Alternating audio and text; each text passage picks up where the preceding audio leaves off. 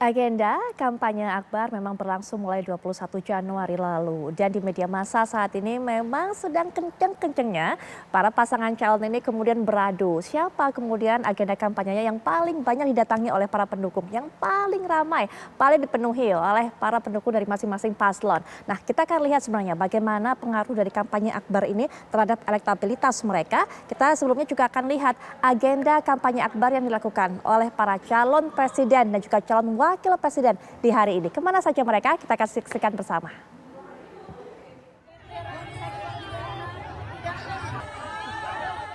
Calon Presiden nomor urut 1, Anies Rashid Baswedan, hari ini menggelar kampanye terbuka di kota Ternate, Maluku Utara. Ribuan simpatisan dan pendukung Capres nomor urut 1, Anies Rashid Baswedan, memadati kawasan landmark dan kawasan Taman Nukila, kota Ternate. Mereka antusias menyambut kedatangan Anies Baswedan.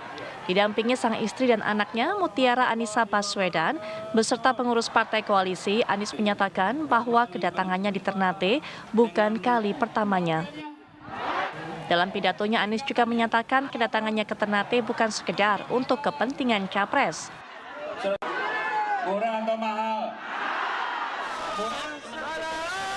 Calon Wakil Presiden nomor urut 1, Muhaimin Iskandar menghadiri acara silaturahmi dan konsolidasi relawan Basra Amin di Kabupaten Badung, Bali.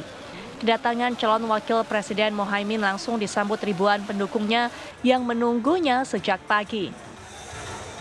Dalam pidatonya, Muhaimin pun menyuarakan kritikannya terhadap pernyataan Presiden Joko Widodo baru-baru ini. Cawapres nomor urut 1 yang juga Ketua Umum PKB tersebut dijadwalkan akan menghadiri kampanye terbuka di lapangan Wisnu, Kabupaten Buleleng.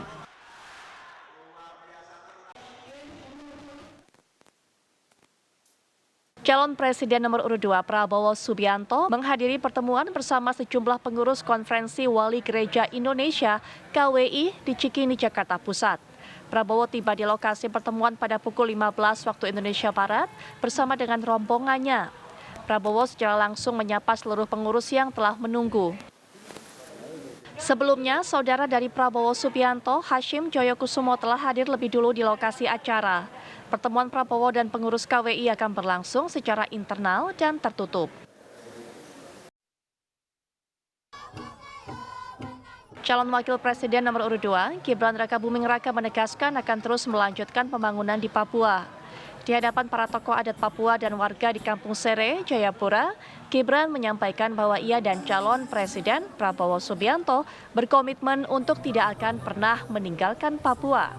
Tak hanya itu, putra sulung Presiden Joko Widodo ini juga memaparkan konsep pembangunan yang ditawarkan pasangan calon nomor urut 2, yakni pembangunan yang Indonesia sentris.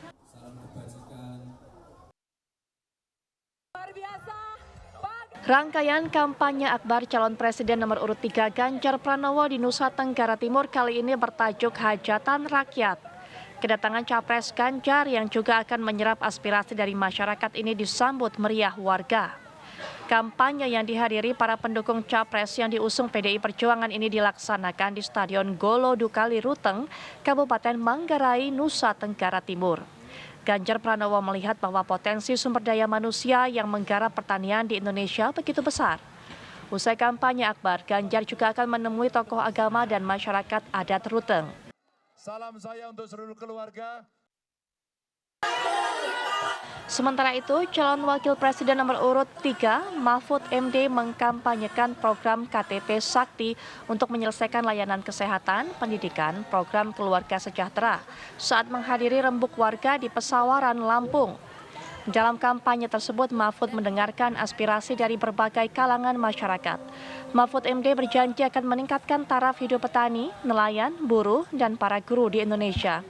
Mahfud mengaku jika kalangan minoritas, disabilitas, kaum marginal, dan petani yang tidak pernah terregistrasi dengan baik, padahal produktivitasnya baik. Dari aspirasi yang didengarkannya, Mahfud memberikan solusi terbaik yang masuk ke dalam program kerjanya bila terpilih nantinya. Tim TV One mengabarkan. Unjuk rasa tidak boleh ditindak secara. Anda sudah melihat kegiatan dari para capres-cawapres berkunjung ke daerah Masing-masing bertemu dengan para pendukungnya secara langsung menyampaikan janji-janji ataupun juga program kerja yang mereka tawarkan jika mereka terpilih nantinya. Nah, seberapa efektif kemudian kampanye akbar ini mempengaruhi elektabilitas mereka, kemudian juga kejutan apa yang sudah disiapkan oleh masing-masing pasangan calon pada hari puncaknya nanti pada tanggal 10 Februari puncak dari kampanye akbar. Kemudian juga nanti kita akan bahas mengenai lokasi kampanye pamungkas di 3 tempat yang apakah ini juga menjadi pengaruh tersendiri atau memiliki alasan tersendiri sehingga kemudian dipilih sebagai lokasi kampanye terakhir oleh masing-masing pasangan capres-cawapres. Kita juga nanti akan lihat bersama tentunya apa pandangan dari para narasumber. Sudah hadir di samping saya Mas Adi Prayitno selaku pengamat politik. Assalamualaikum warahmatullahi wabarakatuh. Selamat malam Mas Adi. Waalaikumsalam warahmatullahi wabarakatuh. Selamat malam Putri. Baik, kita juga sudah mengundang perwakilan ataupun juga juru bicara dari masing-masing pasangan capres-cawapres yang sudah bergabung dengan diskusi ini melalui daring. Pasangan 01 sudah bergabung dengan kita Bang Mardhani Alisera. Assalamualaikum warahmatullahi wabarakatuh. Selamat malam Bang Mardhani. Waalaikumsalam warahmatullahi wabarakatuh. Baik, selain Bang Mardhani juga sudah hadir juru bicara dari pasangan 02 Bang Andre Rosiade. Assalamualaikum warahmatullahi wabarakatuh Bang Andre, selamat malam. Waalaikumsalam warahmatullahi wabarakatuh. Putri selamat malam, Ustadz Mardhani dan Bro Michael Sianipar, selamat malam semuanya. Baik, juga ada Bang Michael B. Sianipar yang merupakan juru bicara dari TPN Ganjar Mahfud. Selamat malam Bang Michael. Ya, selamat malam Mbak. Selamat malam juga Bang Andre dan juga Pak Mardhani. Baik, Bang Mardhani juga. Baik, Bang Michael. Bang Mardhani dulu deh, sepertinya mungkin bisa cerita kepada kita hingga saat ini bagaimana berjalannya kampanye akbar, bagaimana kemudian masa memenuhi setiap agenda, Bang Mardhani. Ya, alhamdulillah kami menikmati sekali sejak 28 November kampanye tertutup, 21 Januari kampanye terbuka, sambutan masyarakat luar biasa dengan acara Desak Anies. Kontestasi karya dan gagasan berjalan dengan baik, bertemu dengan masyarakat, responnya luar biasa, dan yang kami syukuri suasananya tenang, kondusif, dan kontestasi karya dan gagasan bisa kita jalankan. Dan memang karena sudah tinggal 2 pekan bahasanya, speednya ditingkatkan dan makin banyak sebarannya, termasuk menggerakkan masyarakat dan relawan di bawah untuk terus memobilisasi bagaimana masyarakat cinta Amin, memilih Amin pada 14 Februari 2024. Begitu. Oke, di kampanye akbar ini Bang Andre, sepertinya yang ramai bukan hanya pada pelaksanaan kampanye akbarnya, tapi juga di dunia maya. Karena banyak sekali kemudian netizen yang membanding-bandingkan kampanye akbar satu dengan pasangan yang lainnya, mana yang paling ramai, mana yang lebih banyak didatangi oleh para pendukung. Seperti itu Bang Andre, bagaimana melihatnya? Ya, itu menarik ya. Saya bicara konteksnya sebagai ketua tim kampanye daerah Sumatera Barat ya, Putri ya. Saya merasakan betul ya, alhamdulillah survei LSI yang terbaru yang dirilis beberapa hari yang lalu, ternyata di Sumatera Barat Pak Prabowo masih unggul 49,8%, pasangan Amin di posisi kedua di 42,1% dan juga mohon maaf Bro Sianipar Mas Ganjar sekitar 4%-an. Ini menunjukkan bahwa ternyata Pak Prabowo dan Mas Gibran masih dicintai oleh masyarakat Sumatera Barat. Dan terlihat memang Putri dalam kampanye akbar ini kita melihat sendiri kemarin kalau kita jujur lihat potongan video dari drone itu kampanyenya Ustadz Mardhani ini hanya dihadiri 5.000 orang. Padahal sudah calon presidennya yang datang ke Sumatera Barat. Ada gubernur Sumatera Barat juga yang hadir. Berbanding terbalik dengan acara kampanye kami yang kami lakukan sudah 4 titik ya, terbuka besar-besaran. Pertama di Lubuk Basung, Kabupaten Agam, lanjut ke Pasaman Barat, lalu ke Kabupaten Pasaman. Tadi malam saya hadiri di 50 kota, itu minimal 15.000 sampai 20.000 orang yang hadir. Ini menunjukkan bahwa masyarakat memang memberikan dukungan secara terbuka kepada calon pasangan kami Pak Prabowo dan Mas Gibran di Sumatera Barat. Meskipun Pak Prabowo dan Mas Gibran belum hadir ya, hanya diwakili oleh juru kampanye beliau. Tadi alhamdulillah antusiasnya terlihat dan itu berbanding lurus dengan survei di Sumatera Barat. Pasangan Prabowo Gibran unggul 7,7% di atas pasangan Anies dan Caimin. Jadi Putri, ini menambah semangat kami ya, anak-anak muda begitu antusias para anak muda menunjukkan, dan insya Allah Hari ini, malam ini kita akan adakan di Kota Payakumbuh, besok langsung di Kota Padang Panjang, lusa di Tanah Datar. Insya Allah 19 kota kabupaten kita adakan kampanye akbar dengan target 20.000 sampai 30.000 yang hadir. Itu belum kedatangan Pak Prabowo. Nanti insya Allah kita harapkan tim kampanye nasional akan memberikan jadwal kepada kami, Pak Prabowo yang hadir. Insya Allah mudah-mudahan bisa 50.000 sampai 75.000 yang hadir dengan kedatangan Pak Prabowo. Kita jawab bahwa Sumatera Barat masih bersama Prabowo Subianto. Begitu. Ya, Bang Andre, itu klaim dari Bang Andre. Nanti Bang Mardhani bisa berikan pandangan, tapi kemudian Bang Michael juga bisa. Tapi nanti Bang Michael juga kami berikan kesempatan, kemudian juga Bang Mardhani berikan tanggapan. Tapi setelah jeda tentunya kami sudah kembali saat lagi.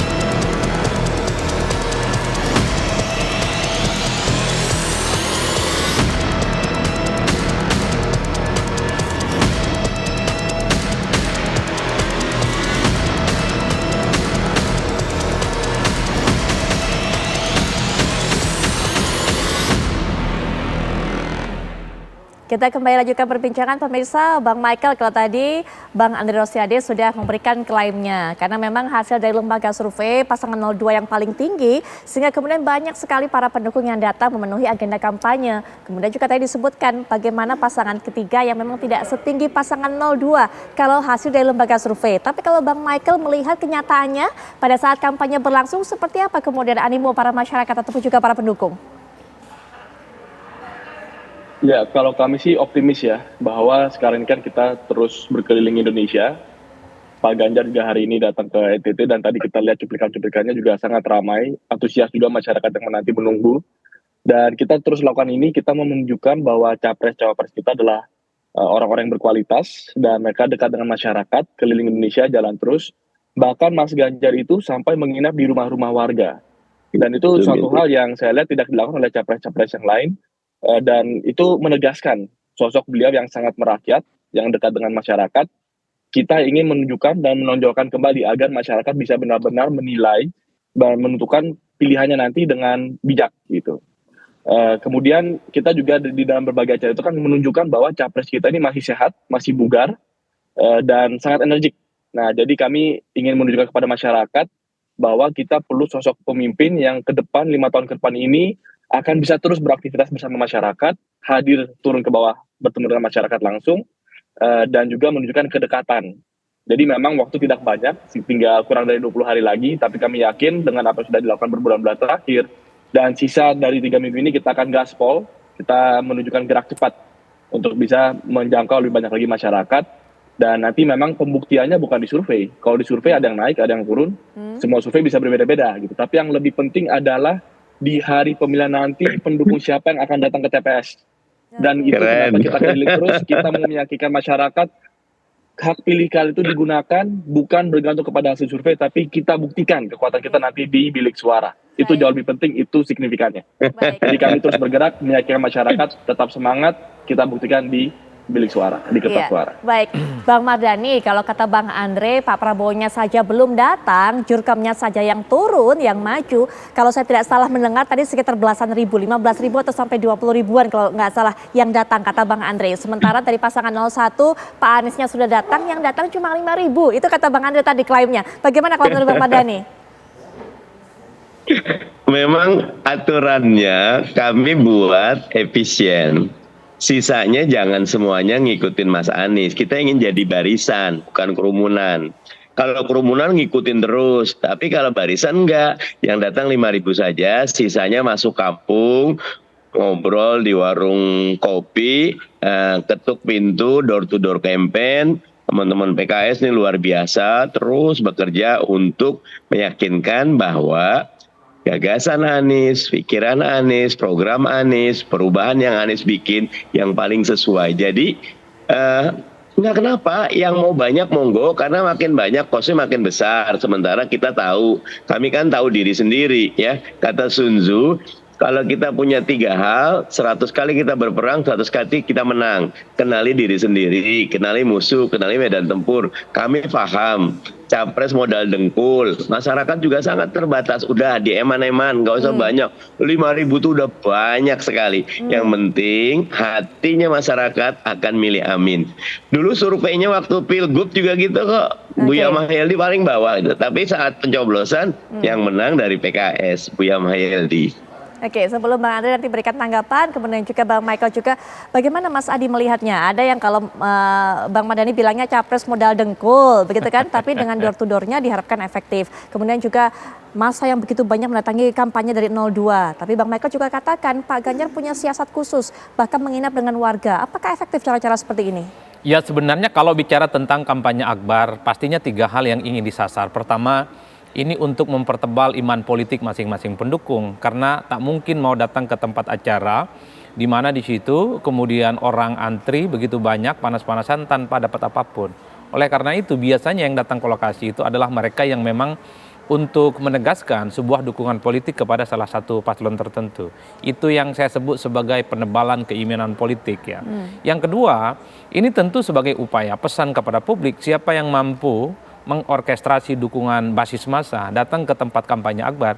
Ini kan ingin memberikan kesan bahwa mereka lah sebagai salah satu calon presiden dengan para pendukungnya yang paling solid dan siap untuk memenangkan dalam pilpres.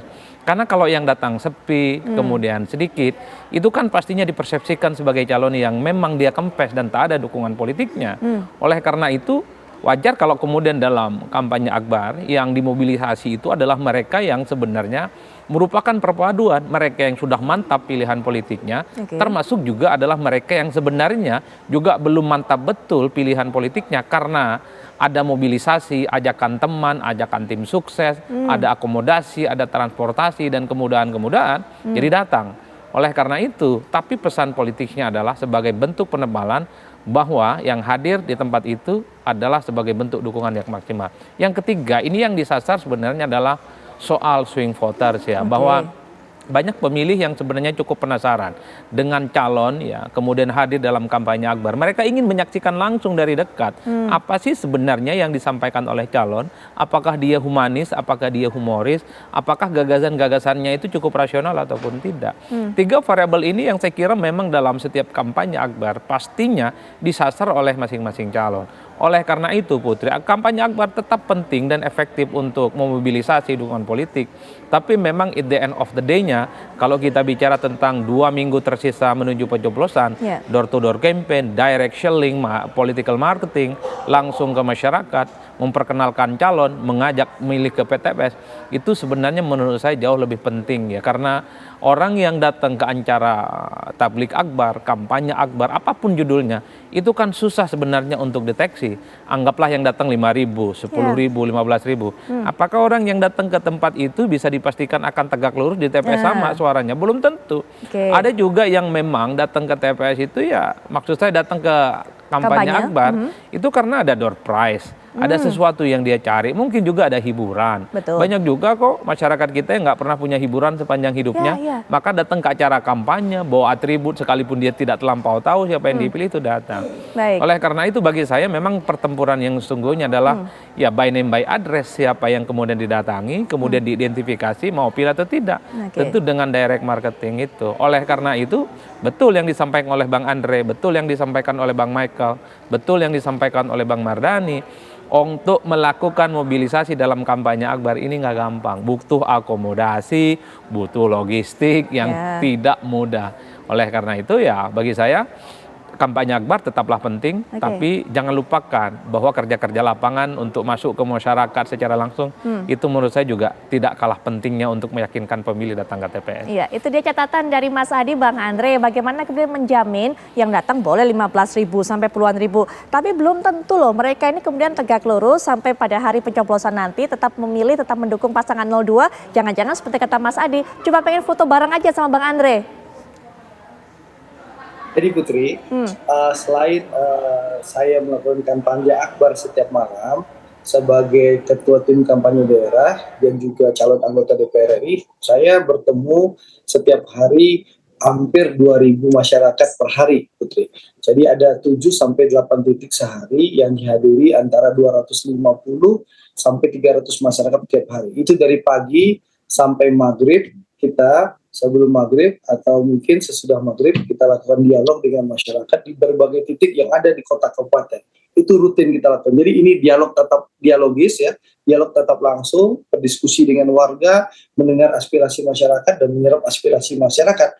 Itu yang kami lakukan. Jadi kami bukan hanya melakukan kampanye akbar, tapi kami melakukan dialog tatap muka. Itu bukan hanya Andre Rosiade, tapi seluruh kader-kader partai yang ada di Koalisi Indonesia Maju melakukan hal yang sama. Calon-calon DPR RI-nya, DPRD provinsinya, DPRD kota dan kabupatennya untuk berkampanye maupun pileg maupun juga calon presiden yang kami usung, yaitu pasangan Pak Prabowo dan Mas Gibran. Nah, saya bicara diri saya sendiri, itu hampir 2.000 per hari, Putri.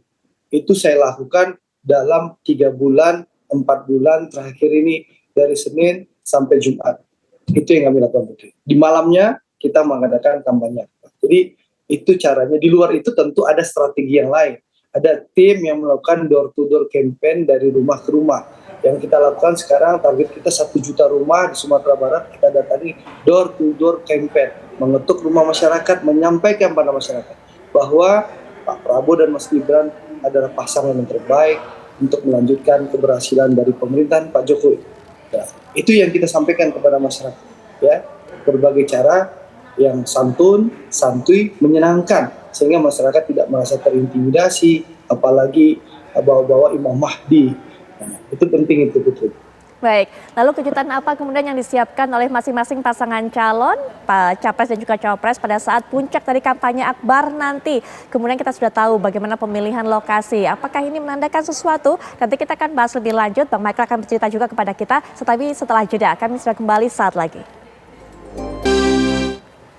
Kita sudah dengarkan tadi bagaimana pasangan atau para juru bicara dari masing-masing pasangan Capres-Cawapres sudah menjelaskan strategi apa yang digunakan untuk bisa meraup suara dari rakyat tentunya selama masa kampanye terbuka ini. Nah, bicara mengenai strategi, sepertinya juga ada strategi khusus yang akan dikeluarkan pada saat penutup kampanye akbar berakhir 10 Februari. Bang Michael mungkin bisa bercerita terlebih dahulu kepada kita kejutan apa yang sudah disiapkan oleh pasangan 03 ini pada saat kampanye 10 Februari.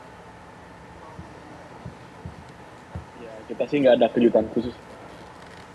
Paham bahwa yang penting kita bisa menyemangati para calon pemilih kita, konstituen kita, untuk datang ke TPS. Karena kuncinya sekali lagi adalah kita harus bisa menggerakkan para pendukung kita itu datang ke TPS dan menyampaikan dukungannya melalui coblosannya. Dan memang kita terus bergerak, dan kalau di tanggal 10 itu rencananya akan ada acara akbar di Jawa Tengah. Nah, ini nyambung dengan apa yang tadi Mas Adi pernah sampaikan. Kami sangat setuju bahwa kesempatan kampanye akbar ini adalah momen bagi kami untuk mempertebal kekuatan kami di basis-basis. Karena kita mengantisipasi 2 putaran, jadi kita harus pastikan di putaran pertama ini suara kita harus tebal dulu, sehingga mempermudah kita nanti di putaran keduanya untuk bisa menang. Nah, itu yang kita terus lakukan, kita identifikasi basis-basis mana yang kita bisa optimalkan hasil suaranya. Nah, itu yang kita utamakan untuk bisa bergerak. Jadi tanggal 10 Februari nanti rencananya adalah kampanye akbar di Jawa Tengah, karena kita mau menunjukkan bahwa Pak Ganjar adalah orang yang tidak lupa asalnya, kacang yang tidak lupa kulitnya. Beliau adalah gubernur di Jawa Tengah 10 tahun, punya banyak rekam jejak di sana, dan itu adalah kesempatan beliau untuk mengingatkan kembali, mengajak kembali para pemilih khususnya di Jawa Tengah juga. Jadi kita mau memastikan basis-basis kita ini kita perkuat untuk bisa menang di putaran pertama. Bang Michael, apakah juga kemudian memilih Jawa Tengah untuk memastikan dan juga menjamin bahwa suara dari Jawa Tengah ini memang akan terus tetap menuju, tetap setia pada Pak Ganjar, tidak tergerus ke pasangan lainnya? Ya, kalau kita sih optimis ya, karena Pak Ganjar juga sudah menjabat 10 tahun di sana, punya kedekatan khusus dengan masyarakat Jawa Tengah, dan itu akan kita buktikan nanti di hari pemilihan. Baik, yang menarik juga adalah pasangan 02, pasangan 01 sama-sama kemudian di DKI Jakarta pada saat 10 Februari, cuma beda venue. Ada pasangan 02 yang memilih GBK, kemudian juga Bang Mardhani pasangan 01 ini di JIS. Bang Mardhani, kenapa kemudian memilih JIS? Apa karena memang lebih dekat, ada hubungan emosi juga dengan Pak Anies mengenai JIS ini, atau seperti apa? Yang pertama tentu Jakarta basisnya Mas Anies ya. Jakarta etalase karya Mas Anies. dan salah satu ikonnya adalah Jakarta International Stadium, sehingga Jakarta dan JIS dipilih. Dan kami bahagia sekali karena surveinya di Jakarta luar biasa, dan Jakarta ini epicentrum politik nasional. Jadi dengan kekuatan dukungan di Jakarta dan sebaran informasi yang luar biasa, karena Jakarta adalah pusat sosial media, pusat ekonomi, pusat politik. Jadi insya Allah 10 Februari itu akan menjadi punch ya, menjadi salah satu ultimate kick untuk kemenangan Amin di 14 Februari. Dan kami mensyukuri sudah rapi semuanya, dan cuma agak berharap tidak banyak diganggu gitu lah. Nah, mudah-mudahan tidak ada gangguan. Ganggu apa maksudnya di sini Bang Mardhani? Gangguan seperti apa?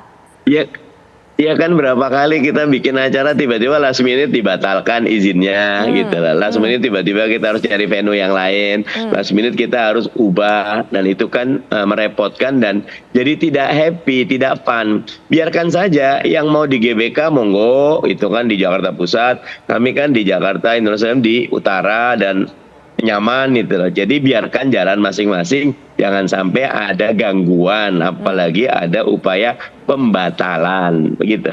Baik, nah Bang Andre, kalau tadi Bang Mardhani mengatakan Jakarta ini basisnya Pak Anies, bagaimana kemudian dari 02 ini berupaya untuk bisa mendatangkan massa begitu banyak, GBK dipilih jadi venue di tempat, di kota yang merupakan basisnya 01 begitu, kalau kata Bang Mardhani klaimnya? Nama juga klaim ya.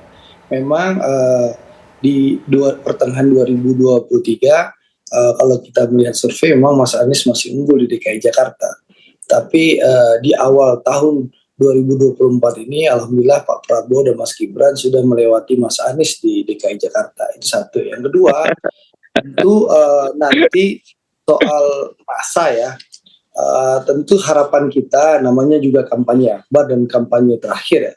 Tentu kita harapkan dan kami optimis ya dengan melihat survei nasional di mana Pak Prabowo dan Mas Gibran insya Allah bisa menang satu putaran. Lalu kita melihat bagaimana perkembangan suara Pak Prabowo yang di DKI ini di awal tahun ini semakin membaik, dan alhamdulillah sudah bisa menyalip pasangan Amin ya di survei minggu pertama Januari 2024. Tentu menambah optimisme kami bahwa kampanye akbar di GBK ini bisa berjalan dengan sukses dan didatangi oleh ratusan ribu pendukung beliau. Tapi yang menarik tadi, saya lupa mengomentari pernyataan senior saya, Ustadz Mardhani, soal capres modal dengkul. Kalau modal dengkul itu Ustadz Mardhani, itu nggak mungkin naik private jet. Jadi kadang kita harus jujur juga, kalau modal dengkul nggak mungkin naik private jet. Modal dengkul berarti naik pesawat komersil. Itu saja. Jadi jangan kita harus jujur juga ke rakyat. Mari kita bicara program kebaikan, tapi drama Korea agak kita kurangi. Terima kasih. Oke, baik. Nanti mungkin dikomentari oleh Bang Mardhani. Tapi Bang Andre, ini kalau melihat tadi apa yang Bang Andre katakan bahwa nanti semuanya akan tumpah ruah di GBK. Kejutan apa yang nanti sudah disiapkan? Karena dengar-dengar nih kabarnya angin berhembus akan ada tokoh spesial juga yang datang pada saat kampanye tersebut. Saya belum tahu Putri, saya ini banyak kan di daerah sekarang Putri, udah jadi orang daerah sekarang Putri. Ya namanya juga tim kampanye daerah. Saya melihat perkembangan tim itu biasa di grup WA TKN. Kebetulan saya juga jubir TKN, tim strategi kampanye TKN. Jadi saya biasa itu. Saya belum dapat update terbaru Putri. Ini saya baru landing di Jakarta Putri. Okay. Karena besok pagi mau ke Jogja untuk mengawal tim pertanian masyarakat Sumatera Barat Padang yang akan bertanding lawan PSIM di Jogja besok. Hanya besoknya lusa saya udah kembali lagi ke Sumatera Barat. Jadi sebagai orang kampung saya belum bisa menjawab sekarang. Tapi yang jelas tentu harapan kami ya pendukung Pak Prabowo dan Mas Gibran nanti tanggal 10 Februari itu seluruh pendukung beliau yang ada di DKI tumpah ruah menunjukkan dukungan secara terbuka. Masyarakat bisa lihat bahwa mayoritas rakyat Indonesia menginginkan untuk cukup satu putaran bersama Prabowo dan Gibran tentu. Ya. Padahal saya berharap Bang Andre, saya berharap sekali Bang Andre ini bisa kasih clue-clue begitu. Karena gosip-gosipnya ini bukan hanya Pak Prabowo, kemudian juga Mas Gibran yang datang. Mungkin nggak sih Pak Presiden datang pada tanggal 10 nanti? Putri, Putri, Iya. kalau disampaikan itu nggak kejutan. Tunggu tanggal mainnya saja, siapa yang datang. Terus terang saya belum tahu. Tapi tentu harapannya tentu ada kejutan-kejutan yang mengunci kemenangan di 14 Februari. Karena Oke, alhamdulillah angka kami sudah 50%. Alhamdulillah. Dukungan dari rakyat begitu Oke. kami syukuri ya, terus Oke. bertambah kepada kami. Kami syukuri itu. Bang Mardhani paling kencang Alhamdulillah. ketawanya sambil tepuk tangan. Nanti Bang Mardhani komentarnya, Bang Michael juga senyum-senyum. Nanti tunggu bisa berikan pandangan. Tapi Mas Adi bagaimana melihat rencana dari 3 paslon ini untuk bisa menutup kampanyenya 10 Februari.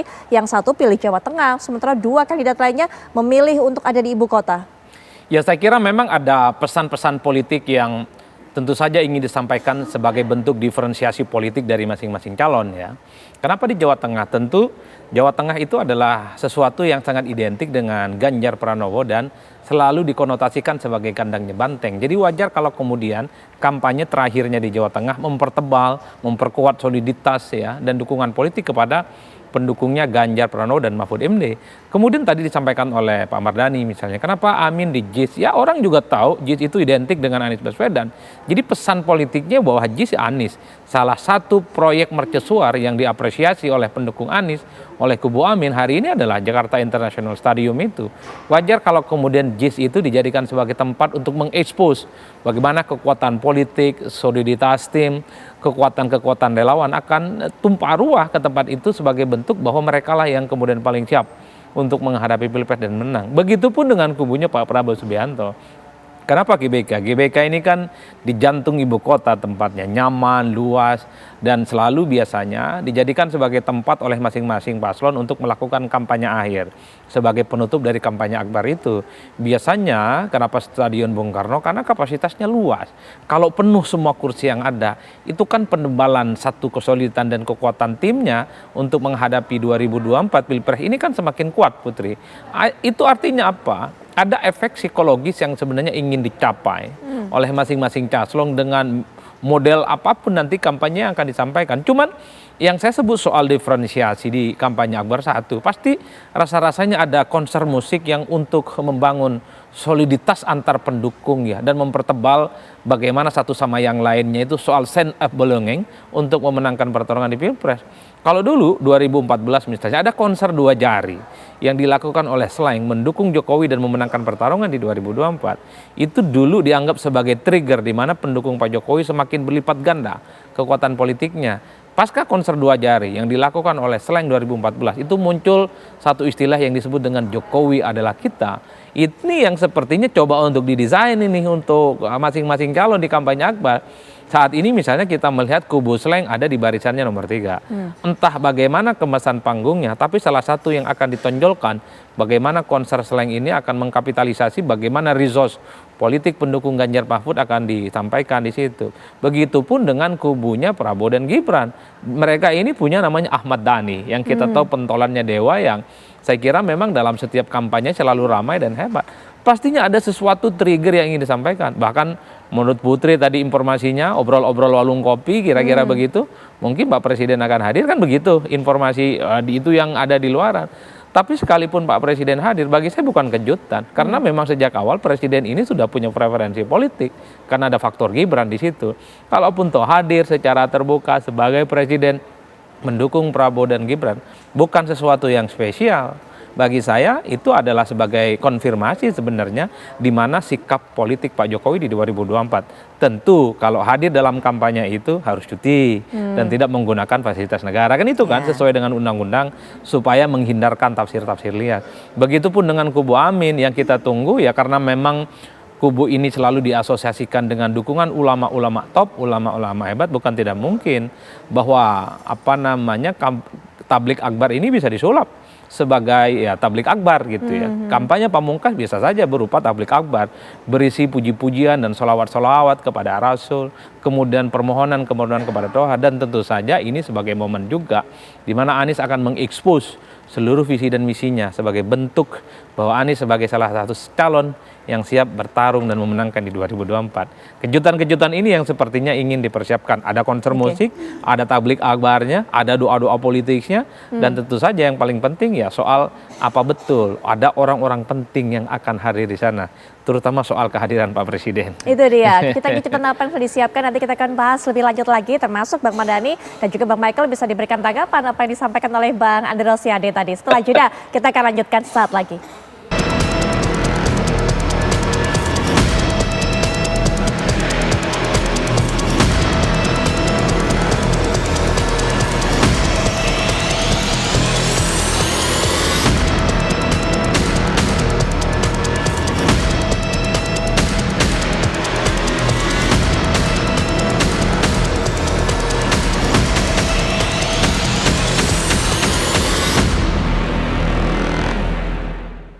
Masing-masing pasangan calon memang saat ini sedang menjalani masa kampanye terbuka dan juga sedang menyiapkan apa yang menjadi kejutan untuk bisa menyolidkan suara para pendukungnya di puncak dari kampanye akbar pada tanggal 10 Februari mendatang. Mungkin di segmen ini kami juga bisa berikan kesempatan kepada masing-masing para narasumber untuk memberikan closing statement ataupun juga pernyataan penutup. Termasuk juga Bang Mardhani yang tadi menanggapi pernyataan dari Bang Andre dengan ketawa lebar, kemudian juga dengan tepuk tangan yang juga mengatakan tadi Bang Andre bahwa Jakarta sekarang sudah bukan dikuasai lagi oleh Pak Anies semata, tapi Pak Prabowo juga cukup kuat base-nya atau pendukungnya di sini di Jakarta. Bang Mardhani silakan. Ya mungkin kalau survei monggo saja ya, tetapi kami dari hasil pemetaan di lapangan sampai tingkat kelurahan, RT dan RW, Mas Anies Baswedan bukan cuma dipilih tapi dicintai oleh warga. Mas Anies yang bikin jalan Sudirman Tamrin yang tadinya tertutup untuk kendaraan roda 2 di zaman Pak Ahok oleh Mas Anies dibuka sehingga para ojol itu luar biasa bersyukur karena hidup lagi usahanya. Mas Anies membuat banyak sekali taman sehingga kalau teman-teman di Jakarta sangat mudah untuk menemukan taman. Jadi Mas Anies Baswedan untuk Jakarta tetap kuat dan kokoh.